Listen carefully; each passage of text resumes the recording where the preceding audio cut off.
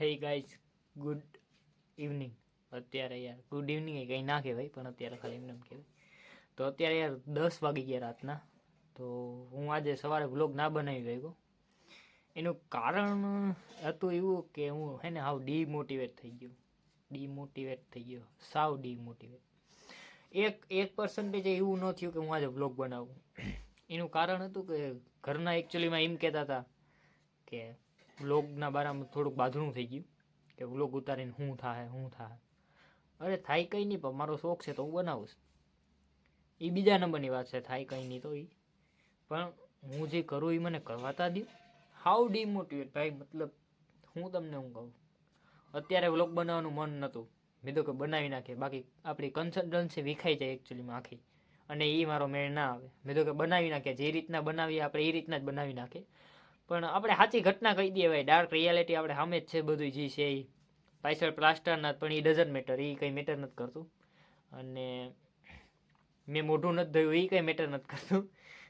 પણ હું તમારી સામે બોલું તો કંઈ વાંધો નહીં. અને ખુશખબરી એ છે કે આપણે 57 સબસ્ક્રાઈબર થઈ ગયા. અને ઘરનાને તો એવું કંઈ સમજાવાય નહીં આપણાથી. ઘરના જો કે સમજવાના નથી, તો ઘરનાને થોડુંક ઇગ્નોર કરીને આપણે આપણું કામ કરીએ એવું. તો બસ એ જ કહેવું હતું કે યાર હાઉ ડિમોટિવેટ, મતલબ યાર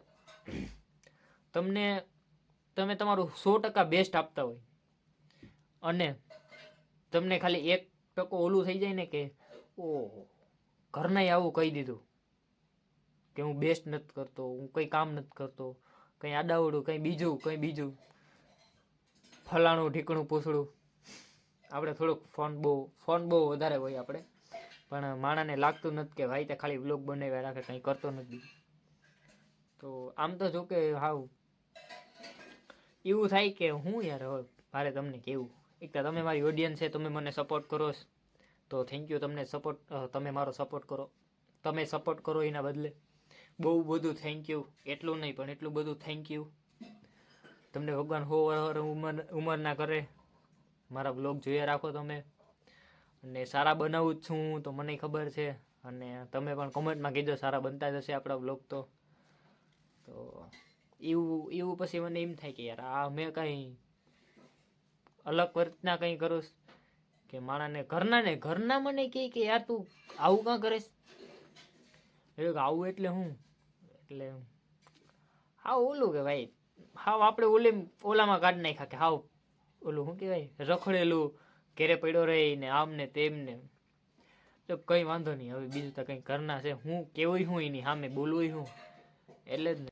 અને અત્યારે એવા હાટું વ્લોગ બનાવીશ કે ઘરના હે ને બધા સુઈ ગયા ઓલા રૂમમાં, બીજા રૂમમાં. તો એવા હાટું મેં તો આ રૂમમાં આવીને આપણે શાંતિથી વ્લોગ બનાવી નાખીએ, તમારી યારે વાતચીત કરી લઈએ. તો એવી રીતના થયું આજે તો. એટલે અત્યારનો વ્લોગ તો આવી રીતના જ છે.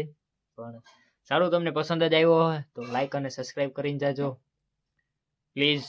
રિક્વેસ્ટ છે, એક નિવેદના, પ્લીઝ હાથ જોડીને મને વોટ કરજો. મને સબસ્ક્રાઈબ કરજો, લાઈક કરજો. તો મળીએ આપણે નવા વ્લોગમાં. તો આવી રીતના આપણા વ્લોગ આવતા જ રહેશે, ફની ને આવા બધા રીતના સારા આવતા જ રહેશે, એડવેન્ચર. કંઈ વાંધો નહીં, ચાલો મળીએ નવા વ્લોગમાં.